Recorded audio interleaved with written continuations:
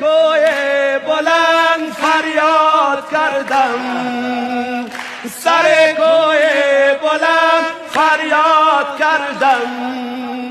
علی شیر خدا را یاد کردم، علی شیر خدا را یاد کردم. علی شیر خدا یا شاه مردان، دل ناشاد ما را شاد گردان، دل ناشاد ما را شاد گردان.